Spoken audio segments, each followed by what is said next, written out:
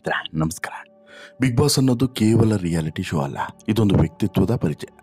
ಇಲ್ಲಿ ಹೇಗೆ ವ್ಯಕ್ತಿಗಳು ಬದಲಾಗ್ತಾರೆ, ಹೇಗೆ ವ್ಯಕ್ತಿಗಳ ಆಲೋಚನೆ ಇರ್ತದೆ, ಅವರ ಬದುಕು, ಅವರ ಭಾವನೆ ಎಲ್ಲವನ್ನು ಕೂಡ ತೆರೆದಿಡುವಂತಹ ಶೋ. ಇಲ್ಲಿ ಮುಖವಾಡವನ್ನು ಹಾಕಿಕೊಂಡು ಹೆಚ್ಚು ಕಾಲ ಬದುಕೋಕೆ ಅಸಾಧ್ಯ. ಈಗಾಗಲೇ ಒಬ್ಬೊಬ್ಬರ ಮುಖವಾಡವು ಕೂಡ ಕಳಿಸ್ತಾ ಇದೆ. ಅದರಲ್ಲೂ ಕೂಡ ಇದೇ ಬಿಗ್ ಬಾಸ್ನ ಸ್ಪರ್ಧೆಯಾಗಿರುವಂತಹ ಧ್ರುವಂತ ಮುಖವಾಡ ನೀಟಾಗಿ ಹೊರಗಡೆ ಬರ್ತಾ ಇದೆ. ಆತ ಎಂತಹ ಕ್ಯಾರೆಕ್ಟರ್ ಉಳ್ಳಂತಹ ವ್ಯಕ್ತಿ ಎನ್ನುವಂಥದ್ದು ಈಗ ಗೊತ್ತಾಗ್ತಿದೆ. ಈಗ ಮೊನ್ನೆ ರಕ್ಷಿತಾ ಬಗ್ಗೆ ಕೆಟ್ಟದಾಗಿ ಕೆಲವರ ಜೊತೆಗೆ ಹೋಗಿ ಮಾತನಾಡಿದ್ದ. ಇಲ್ಲಿ ರಕ್ಷಿತಾ ಜೊತೆಗೆ ಹೊರಗಡೆ ತುಂಬ ಚೆನ್ನಾಗಿದ್ದಾನೆ. ರಕ್ಷಿತಾ ಅಣ್ಣನ ಸ್ಥಾನವನ್ನು ಧ್ರುವಂತಿಗೆ ಕೊಟ್ಟಿದ್ದಾರೆ. ಆದರೆ ಈ ಧ್ರುವಂತು ಅದೇ ತಂಗಿಯ ಬಗ್ಗೆ ತುಂಬ ಕೆಟ್ಟದಾಗಿ ಮತ್ತು ತುಂಬ ಅವಹೇಳನಕಾರಿಯಾಗಿ ಮತ್ತು ವೈಯಕ್ತಿಕ ವಿಚಾರವಾಗಿ ನಿಂದಿಸುವಂಥ ರೀತಿಯಾಗಿ ಒಂದಷ್ಟು ವಿಚಾರಗಳನ್ನು ಮತ್ತು ಆಕೆ ಡ್ರಾಮಾವನ್ನು ಮಾಡಿಕೊಂಡು ನಾಟಕವನ್ನು ಮಾಡಿಕೊಂಡು ಬದುಕ್ತಾ ಇದ್ದಾಳೆ ಬಿಗ್ ಬಾಸ್ ಮನೆ ಒಳಗಡೆ ಅನ್ನೋ ರೀತಿಯಲ್ಲಿ ಬಿಂಬಿಸುವಂಥ ಪ್ರಯತ್ನವನ್ನು ಮಾಡಿದ್ದ. ಅದು ಕೂಡ ರಕ್ಷಿತ ವಿರೋಧಿಗಳ ಹತ್ರ ಹೋಗಿ ಅಂತಹ ವಿಚಾರವನ್ನು ಚರ್ಚಿಸಿ ಬಂದಿದ್ದ. ಇದಾದ ಬಳಿಕ ಈಗ ಮತ್ತೆ ತನ್ನ ಮತ್ತೊಂದು ಮುಖವಾಡವನ್ನು ಕೂಡ ತೆರೆದುಕೊಳ್ಳುವಂತೆ ಮಾಡಿಕೊಂಡಿದ್ದಾನೆ ಇದೇ ಧ್ರುವಂತು. ಈಗ ಮತ್ತೊಬ್ಬ ಸ್ಪರ್ಧೆಯ ಬಗ್ಗೆ ಇದೇ ರೀತಿ ಹೋಗಿ ಕಿವಿ ಚುಚ್ಚುವಂಥ ಕೆಲಸವನ್ನು ಮಾಡಿದ್ದಾನೆ. ಈ ಬಾರಿ ಧ್ರುವಂತ ಟಾರ್ಗೆಟ್ ಮಾಡಿರುವಂಥದ್ದು ಈಗ ರಕ್ಷಿತಾ ಬಳಿಕ ಈ ಬಾರಿ ಧ್ರುವಂತ ಟಾರ್ಗೆಟ್ ಮಾಡಿದ್ದು ಸೂರಜನ್ನು. ಹೌದು, ಸೂರಜ್ ಬಗ್ಗೆಯೂ ಕೂಡ ಇದೇ ರೀತಿ ಕೆಟ್ಟದಾಗಿ ಹೋಗಿ ಇನ್ನೊಬ್ಬರ ಜೊತೆಗೆ ಮಾತನಾಡಿದ್ದಾನೆ. ಸೂರಜು ಗುಡ್ ಪರ್ಸನ್ ಅಲ್ಲ, ಸೂರಜು ಒಬ್ಬ ಕೆಟ್ಟ ಮನುಷ್ಯ, ಕೆಟ್ಟ ಆಲೋಚನೆ ಇರುವಂತಹ ಮನುಷ್ಯ ಅನ್ನೋ ರೀತಿಯಲ್ಲಿ ಈತ ಹೋಗಿ ಮಾತನಾಡಿದ್ದಾನೆ. ಹಾಗಾದರೆ ಯಾರ ಹತ್ರ ಹೋಗಿ ಮಾತನಾಡಿರೋದು, ಯಾಕೆ ಮಾತನಾಡಿರೋದು? ಈ ಮೂಲಕ ಇಲ್ಲಿ ಯಾರ ವ್ಯಕ್ತಿತ್ವ ಹೊರಗಡೆ ಬರ್ತಿದೆ? ಸೂರಜ್ ವ್ಯಕ್ತಿತ್ವ ಹೊರಗಡೆ ಬರ್ತಿರೋದಾ, ಧ್ರುವಂತ ವ್ಯಕ್ತಿತ್ವ ಹೊರಗಡೆ ಬರ್ತಿರೋದಾ? ನೋಡ್ತಾ ಹೋಗೋಣ. ಅದಕ್ಕಿಂತ ಮುಂಚೆ ನೀವು ಇನ್ನೂ ಕೂಡ ನಮ್ಮ ಚಾನಲನ್ನು ಸಬ್ಸ್ಕ್ರೈಬ್ ಮಾಡಿಲ್ಲ ಅಂದರೆ ದಯವಿಟ್ಟು ಕೂಡಲೇ ಸಬ್ಸ್ಕ್ರೈಬ್ ಮಾಡಿ ಸ್ನೇಹಿತರೆ. ನಾನು ಹೇಳಿದೆಲ್ಲ ಆರಂಭದಲ್ಲಿ, ಬಿಗ್ ಬಾಸ್ ಅಂದ್ರೇ ಹಾಗೆ. ಬಿಗ್ ಬಾಸ್ ಅಂತ ಹೇಳಿದ್ರೆ ಇದು ವ್ಯಕ್ತಿತ್ವದ ಪರಿಚಯಿಸುವಂಥ ಶೋ. ಇಲ್ಲಿ ಯಾರೂ ಕೂಡ ಹೆಚ್ಚು ದಿನಗಳ ಕಾಲ ತಮ್ಮ ವ್ಯಕ್ತಿತ್ವವನ್ನು ಅಡಗಿಸಿಟ್ಕೊಳ್ಳೋಕೆ ಸಾಧ್ಯವಿಲ್ಲ. ನಿಜವಾದಂಥ ವ್ಯಕ್ತಿತ್ವವನ್ನು ಮುಖವಾಡ ಹಾಕಿಕೊಂಡು ಬದುಕ್ಬೋದು, ಬಟ್ ಎಷ್ಟು ವಾರ, ಎಷ್ಟು ದಿನ ಅಲ್ವಾ? ಈಗ ಒಬ್ಬೊಬ್ಬರ ಮುಖವಾಡ ಕಳಿಸ್ತಾ ಇದೆ. ನಿಜವಾದಂಥ ವ್ಯಕ್ತಿತ್ವ ಯಾವುದು ಅನ್ನೋದು ಹೊರಗಡೆ ಬರ್ತಿದೆ. ಯಾಕೆ ಅವರ ವೈಯಕ್ತಿಕ ಬದುಕಿನಲ್ಲಿ ಕೆಲವೊಂದಷ್ಟು ಏಳು ಬೀಳುಗಳು, ಏರುಪೇರುಗಳು ಆದವು ಅನ್ನೋದು ಕೂಡ ಇದಕ್ಕೆ ಪುಷ್ಟಿ ಸಿಗ್ತಾ ಇದ್ದಾವೆ. ಇವೆಲ್ಲವನ್ನು ಕೂಡ ಅಂದರೆ ತಮ್ಮ ವೈಯಕ್ತಿಕ ಬದುಕಿನಲ್ಲಿ ಆದಂಥ ಏರುಪೇರುಗಳನ್ನು ಸರಿಪಡಿಸ್ಕೊಳ್ಬೇಕು ಅಂತ ಹೇಳ್ಬಿಟ್ಟು ಬಿಗ್ ಬಾಸ್ ಮನೆಗೆ ಬಂದಂಥವರು ಈಗ ಮತ್ತೆ ಅದೇ ತಪ್ಪನ್ನು ಇಲ್ಲೂ ಕೂಡ ಮಾಡ್ತಿದ್ದಾರೆ. ಈ ಮೂಲಕ ಜನರು ಒಂದು ಪ್ರೀತಿಯನ್ನು ಕೊಟ್ಟಿರ್ತಾರಲ್ಲ, ಆ ಪ್ರೀತಿಯನ್ನು ಕಳೆದುಕೊಳ್ಳುವಂಥ ಕೆಲಸವನ್ನು ಮಾಡ್ತಿದ್ದಾರೆ. ಅದರಲ್ಲೂ ಕೂಡ ಬಹುತೇಕ ಸೀರಿಯಲ್ ರಂಗದಿಂದ ಬಂದವರೇ ಹೆಚ್ಚು. ಅವ್ರ ಬಗ್ಗೆ ಒಂದು ಒಳ್ಳೆ ಒಪಿನಿಯನ್ ಇರ್ತದೆ. ಆ ಒಪಿನಿಯನನ್ನು ಅವರೇ ಹಾಳು ಮಾಡ್ಕೊಳ್ತಾರೆ. ಪ್ರತಿ ಸೀಸನ್ನಲ್ಲೂ ಕೂಡ ಇದು ನಡೀತದೆ. ಈ ಬಾರಿಯೂ ಕೂಡ ನಡೆದಿದೆ. ಈ ಬಾರಿ ಈಗ ನಡೆದಿರುವಂಥದ್ದು, ಅದರಲ್ಲೂ ಕೂಡ ವಾರದ 2ನೇ ದಿನ, ಮೊದಲನೇ ದಿನ ಒಂದು ನಡೀತು, ಈಗ 2ನೇ ದಿನ ಮತ್ತೊಂದು ವಿಚಾರ ನಡೆದಿದೆ. ಆ ಮೂಲಕ ಈ ವ್ಯಕ್ತಿಯ ಆಲೋಚನೆ ಎಂಥದ್ದು, ಈ ವ್ಯಕ್ತಿಯ ಆಲೋಚನಾ ಲಹರಿ ಎಂಥದ್ದು, ಜೊತೆಗೆ ಮಾನಸಿಕ ಪರಿಸ್ಥಿತಿ ಹೇಗಿದೆ, ಸ್ಥಿತಿಗತಿ ಹೇಗಿದೆ, ಅದರಲ್ಲೂ ಕೂಡ ಕೆಲವರ ಬಗ್ಗೆ ತುಂಬ ಕೀಳಾಗಿ ಮಾತನಾಡಿ ನಾನು ಮೇಲಕ್ಕೆ ಹೋಗಬೇಕು ಅನ್ನೋಂಥ ಲೆಕ್ಕಾಚಾರನೋ ಅಥವಾ ಅವರನ್ನು ಡೌನ್ ಮಾಡಿ ನಾನು ಅದರಿಂದ ಏನಾದರೂ ಒಂದು ಲಾಭವನ್ನು ಪಡಿಬೇಕು ಅನ್ನುವಂತಹ ಒಂದು ಕೊಳಕು ಮನಸ್ಥಿತಿಯ ಆಲೋಚನೆಯೋ ಗೊತ್ತಿಲ್ಲ. ಬಟ್ ಇಲ್ಲಿ ಪದೇ ಧ್ರುವಂತ ಈ ವಿಚಾರದಲ್ಲಿ ತನ್ನ ಮನಸ್ಥಿತಿಯನ್ನು ಅಥವಾ ತನ್ನ ಆಲೋಚನೆಯನ್ನು ಅಥವಾ ತನ್ನ ವ್ಯಕ್ತಿತ್ವವನ್ನು ಈ ರೀತಿ ಹೊರಗಡೆ ಹಾಕ್ತಿದ್ದಾನೆ ಅಂತಲೂ ಕೂಡ ಹೇಳ್ಬೋದು.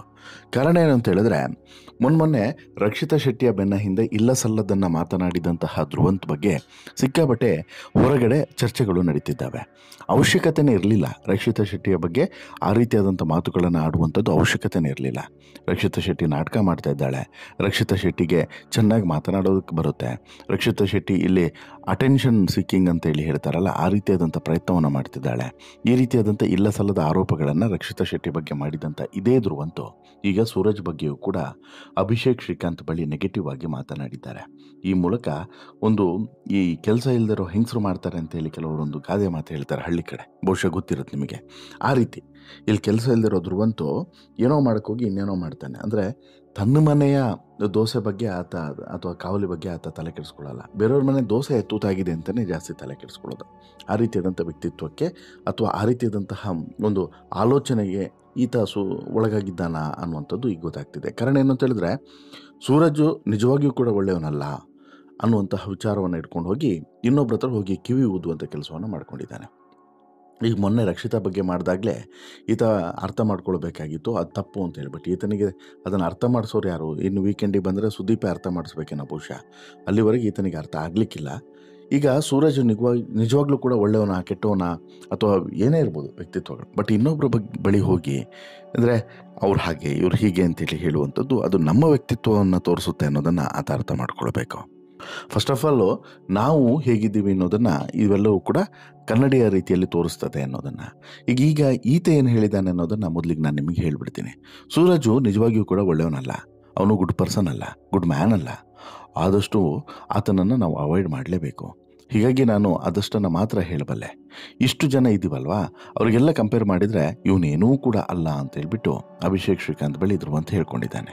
ಇಷ್ಟಕ್ಕೆ ಸುಮ್ಮನೆ ಆಗಲಿಲ್ಲ ರೀ, ಇನ್ನೂ ಕೂಡ ಕೆಲವೊಂದಷ್ಟು ವಿಚಾರಗಳನ್ನು ಹೇಳ್ತಾನೆ. ಏನು, ಮೊದಲು ಬಂದರು, ಅವ್ರು ಕೊಡುವಂಥ ಫೀಡ್ಬ್ಯಾಕು ಅವರ ಜೊತೆಗೆ ಶೇರ್ ಮಾಡಿದ್ವಿ.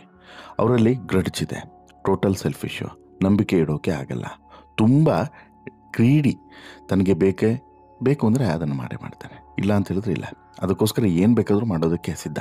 ಅಂದರೆ ತನಗೇನಾದರೂ ಬೇಕು ಅಂತ ಹೇಳಿದ್ರೆ ಏನು ಮಾಡಬೇಕು ಸಿದ್ಧ. ಝೀರೋ ಮರ್ಸಿ, ಯಾರನ್ನು ಬೇಕಾದರೂ ಕೂಡ ಬ್ರೇಕ್ ಮಾಡ್ತಾರೆ. ಇಲ್ಲಿ ಯಾರು ಬೇಕಾದರೂ ಓಕೆ, ಬಟ್ ಸೂರಜ್ ಅಲ್ಲ ಅಂತ ಹೇಳಿಬಿಟ್ಟು ಅಭಿಷೇಕ್ ಶ್ರೀಕಾಂತ್ ಬಳಿ ಕಡ್ಡಿ ತುಡ್ಡ ಅಂತೆ ಅಂತ ಹೇಳ್ತಾನೆ. ಬಟ್ ಎದುರುಗಡೆಯಿಂದ ಹೇಳಿದರೆ ಅದನ್ನು ಮೆಚ್ಚಬೋದಾಗಿತ್ತು, ಒಪ್ಪೋದಾಗಿತ್ತು. ಆದರೆ ಇದನ್ನು ಹೇಳಿರೋದು ಹಿಂದುಗಡೆಯಿಂದ. ಇನ್ನು ಅಭಿಷೇಕಕ್ಕೂ ಕೂಡ ಸೂರಜ್ ಬಗ್ಗೆ ಒಂದು ಬೇಸರ ಇದೆ. ಏನು, student of the week task ವೇಳೆ ತಮ್ಮದೇ ತಂಡದ ಅಭಿಷೇಕ್ಗೆ ಸೂರಜ್ ಕೈ ಕೊಡ್ತಾರೆ. ಅಭಿಷೇಕ್ ಬೆಂಬಲವಾಗಿ ಧ್ರುವಂತ್ ಆಟವಾಡ್ತಿದ್ದಾಗ ಧ್ರುವಂತ್ ಕೈಯಲ್ಲಿದ್ದಂತಹ ಅಭಿಷೇಕ್ ಫೋಟೋವನ್ನು ಸೂರಜ್ ಹಾಳು ಮಾಡಿದರು. ಇದು ಖಂಡಿತವಾಗ್ಲೂ ಕೂಡ ಪರ್ಸ್ನಲ್ ಅಟ್ಯಾಕ್ ಆಯಿತು ಅಂತ ಹೇಳ್ಬಿಟ್ಟು ಸೂರಜ್ ಬಗ್ಗೆ ಅಭಿಷೇಕ್ ಅಸಮಾಧಾನಗೊಂಡಿದ್ರು ಆ ಕ್ಷಣಕ್ಕೆ. ಬಟ್ ಇವತ್ತಿಗೆ ಅವರಿಗೆ ಆ ಆಲೋಚನೆ ಇರಲಿಲ್ಲ. ಇನ್ನು ಮತ್ತೊಂದು ಕಡೆ ಈಗ ಸೂರಜ್ ತುಂಬ ಓಪನ್ ಅಪ್ ಆಗಿದ್ದಾರೆ. ಈಗ ಆರಂಭದಲ್ಲಿದ್ದಂತಹ ಸೂರಜ್ ಇವಾಗಿಲ್ಲ ಬಿಗ್ ಬಾಸ್ ಮನೆಯಲ್ಲಿ. ಅದರಲ್ಲೂ ಕೂಡ ಈ ರಿಷಾ ಗೌಡ ಜೊತೆಗೆ ಸಿಕ್ಕಾಪಟ್ಟೆ ಕಿತ್ತಾಟವನ್ನು ಶುರು ಮಾಡಿದ್ದಾರೆ ಸೂರಜ್. ವೈಯಕ್ತಿಕವಾಗಿ ಸಿಕ್ಕಾಪಟ್ಟೆ ಕಿತ್ತಾಟವನ್ನು ಶುರು ಮಾಡಿದ್ದಾರೆ. ಅದರಲ್ಲೂ ಕೂಡ ಈ ಬುಧವಾರದ ಸಂಚಿಕೆಯಲ್ಲಿ ನೀವು ನೋಡಿರ್ತೀರ, ಒಂದು ರೀತಿಯಲ್ಲಿ ರಿಷಾ ಗೌಡಗೆ ಜಾಲಾಡಿಸ್ಬಿಟ್ಟಿದ್ದಾರೆ. ಯಾವ ಪ್ರಮಾಣದಲ್ಲಿ ಜಾಲಾಡಿಸ್ಬೋದು ಆ ಪ್ರಮಾಣದಲ್ಲಿ ಜಾಲಾಡಿಸ್ಬಿಟ್ಟಿದ್ದಾರೆ. ಮೊನ್ನೆ ಮಸಿ ಹಚ್ಚುವಂತಹ ಟಾಸ್ಕ್ನಲ್ಲೂ ಕೂಡ ರಿಷಾ ಗೌಡ ಬಂಡವಾಳವನ್ನು ಎಳೆಯಾಗಿ ಬಿಚ್ಚಿಟ್ಟಿದ್ದಾರೆ. ನೀವು ಆ ಸಂದರ್ಭದಲ್ಲಿ ಸೂರಜ್ ಮಾತನಾಡಿದಂಥ ಮಾತುಗಳನ್ನು ನೋಡಿದ್ರೆ ಇದೇನಾ ಆ ಸೂರಜ್ ಅಂತ ಹೇಳ್ಬಿಟ್ಟು ಆಶ್ಚರ್ಯ ಪಡ್ತೀರ. ಅಷ್ಟರ ಮಟ್ಟಿಗೆ ಅಟ್ಯಾಕನ್ನು ಮಾಡಿದ್ದಾರೆ. ಕಂಪ್ಲೀಟಾಗಿ ಮಾತಿನ ಶೈಲಿ ಬದಲಾಗಿದೆ. ಇದು ಸಾಕಷ್ಟು ಜನರಿಗೆ ಇಷ್ಟ ಆಗಿದೆ. ಅಂದರೆ ಇಂತಹ ವ್ಯಕ್ತಿತ್ವಗಳು ಹೊರಗಡೆ ಬರಬೇಕು. ಅಲ್ಲಿ ಏನೋ ಒಂದು ಪಾಲಿಷಿಂಗ್ ಆಗಿರುವಂಥ ವ್ಯಕ್ತಿತ್ವಗಳು ಹೊರಗಡೆ ಬರಬಾರ್ದು. ಇನ್ನೊಬ್ಬರ ಬಂಡವಾಳವನ್ನು ಬಿಚ್ಚಿಡುವಂತಹ ಕೆಲಸಗಳು ಆಗಬೇಕು ಅಂತೇಳಿ. ಹಾಗೆ ನೋಡಿದ್ರೆ ಈ ಪವರ್ ಕಾಯಿನ್ ವಿಚಾರದಲ್ಲೂ ಕೂಡ ಹಾಗೆ ಆಯಿತು.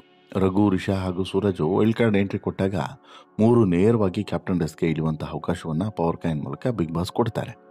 ಆ ಸಮಯದಲ್ಲಿ ರಘು, ರಿಷಾ ಪವರ್ ಕಾಯಿನನ್ನು ತೆಗೆದುಕೊಂಡು ಕ್ಯಾಪ್ಟನ್ ಡೆಸ್ಕ್ಗೆ ಇಳಿದ್ರೆ ಸೂರಜು ಪವರ್ ಕಾಯಿನನ್ನು ನಿರಾಕರಿಸಿ ತನ್ನ ತಂಡ ಗೆದ್ದರೆ ನಾನು ತಂಡ ಜೊತೆಗೆ ಬರ್ತೀನಿ ಅಂತೇಳಿ ಹೇಳ್ತಾರೆ. ಇದೀಗ ಪವರ್ ಕಾಯಿನ್ ನಿರಾಕರಿಸೋದಕ್ಕೆ ಕಾರಣ ಏನು ಅನ್ನೋದನ್ನು ಕೂಡ ಸೂರಜ್ ಬಾಯಿ ಬಿಟ್ಟಿದ್ದಾರೆ. ನನ್ನ ತಂಡ ಗೆಲ್ತದೆ ಅನ್ನುವಂಥ ಭರವಸೆ ಇತ್ತು, ಹೀಗಾಗಿ ಪವರ್ ಕಾಯಿನನ್ನು ನಿರಾಕರಿಸಿದೆ. ಕಡಿಮೆ ಕಾಯಿನ್ಸ್ ಇವೆ, ಸೋಲ್ಬಹುದು ಅಂತೇಳಿ ಆಗಿದ್ದಿದ್ರೆ ನಾನು ಕೂಡ ಪವರ್ ಕಾಯಿನನ್ನು ತೆಗೆದುಕೊಳ್ತಿದ್ದೆ. ಕ್ಯಾಪ್ಟನ್ ಆಗುವಂಥ ಅವಕಾಶವನ್ನು ಯಾರು ಬಿಡ್ತಾರೆ ಅನ್ನುವಂತಹ ವಿಚಾರವನ್ನು ಕೂಡ ಸೂರಜ್ ಈಗ ಹೇಳಿದ್ದಾರೆ. ಹೀಗಾಗಿ ನೀವಿಲ್ಲಿ ಸೂರಜು ಒಬ್ಬ ಏನು ಎಲ್ಲವನ್ನೂ ಕೂಡ ತ್ಯಾಗ ಮಾಡಿ ತನ್ನ ತಂಡಕ್ಕೋಸ್ಕರ ಆಟ ಆಡ್ದ ಅಂತಲೂ ಕೂಡ ಅನ್ಕೊಬೇಡಿ. ಆತನ ಲೆಕ್ಕಾಚಾರ ಉಲ್ಟಾ ಪಲ್ಟಾ ಆಯಿತು ಅಂತ ಅಂದ್ಕೊಳ್ಳಿ ಅಷ್ಟೇ ಈ ವಿಚಾರದಲ್ಲಿ. ಬಟ್ ಆದರೆ ಈ ಧ್ರುವಂತ್ ವಿಚಾರದಲ್ಲಿ ಮಾತ್ರ ಹಾಗೆ ನಾವು ಅಂದ್ಕೊಳ್ಳೋಕೆ ಸಾಧ್ಯವಿಲ್ಲ. ಧ್ರುವಂತು ಇಲ್ಲಿ ಪದೇ ಮಾಡ್ತಿರುವಂಥ ಮಿಸ್ಟೇಕ್ಸ್. ಈಗ ಮಂಗಳವಾರ ರಕ್ಷಿತಾ, ಬುಧವಾರ ಸೂರಜು, ಇನ್ನು ಗುರುವಾರ ಯಾರು, ಶುಕ್ರವಾರ ಯಾರು, ಹೀಗೆ ಒಬ್ಬೊಬ್ಬರ ಬಗ್ಗೆ ಹಿಂದ್ಗಡೆಯಿಂದ ಹೋಗಿ ಈ ರೀತಿ ಕಿವಿಚುಚ್ಚುವಂಥ ಕೆಲಸವನ್ನು ಮಾಡ್ತಾ ಹೋದ ಅಂತ ಹೇಳಿದ್ರೆ ಇಲ್ಲಿ ಇಮೇಜ್ ಯಾರ್ದು ಡೌನ್ ಆಗೋದು? ಆ ವ್ಯಕ್ತಿಗಳದ ಇಮೇಜ್ ಡೌನ್ ಆಗೋದು. ಆ ವ್ಯಕ್ತಿಗಳಿಗೆ ₹1 ಹಾನಿ ಆದರೆ ಈತನಿಗೆ ಇಲ್ಲಿ ₹10 ಹಾನಿ ಆಗ್ತಾ ಇರ್ತದೆ. ಅದರ ಬಗ್ಗೆ ಈತ ಆಲೋಚನೆ ಮಾಡಬೇಕು. ಇಲ್ಲವಾದರೆ ಬಹುಶಃ ಬಿಗ್ ಬಾಸ್ ಮನೆಯಿಂದ ಬಹುಬೇಗ ಈತನಿಗೆ ಗೇಟ್ ಪಾಸ್ ಸಿಗೋದ್ರಲ್ಲಿ ಡೌಟೇ ಇಲ್ಲ. ಇದೇ ಬಿಗ್ ಬಾಸ್ನ ಆಟದ ರೀತಿ, ಇದೇ ಬಿಗ್ ಬಾಸ್ ಆಟದ ಮರ್ಮ. ನಿಮ್ಮ ವ್ಯಕ್ತಿತ್ವವನ್ನು ಹೊರಗಡೆ ಎಳೆಯೋದೇ ಬಿಗ್ ಬಾಸ್ನ ಆಟದ ಮರ್ಮ. ಒಟ್ಟಾರೆ ನಿಮಗೇನು ಅನಿಸುತ್ತೆ ಸ್ನೇಹಿತರೆ? ಈ ಬೆಳವಣಿಗೆಗಳನ್ನು ಗಮನಿಸಿದಾಗ ನಿಮ್ಮ ಅಭಿಪ್ರಾಯವನ್ನು ಕಮೆಂಟ್ ಮಾಡಿ ತಿಳಿಸಿ. ಜೊತೆಗೆ ಈ ಸ್ಟೋರಿ ಇಷ್ಟ ಆಯಿತು ಅಂತ ಹೇಳಿದ್ರೆ ಲೈಕ್ ಮಾಡಿ, ಶೇರ್ ಮಾಡಿ, ಚಾನಲ್ಗೆ ಸಬ್ಸ್ಕ್ರೈಬ್ ಆಗೋದನ್ನು ಮರಿಬೇಡಿ. ಧನ್ಯವಾದ.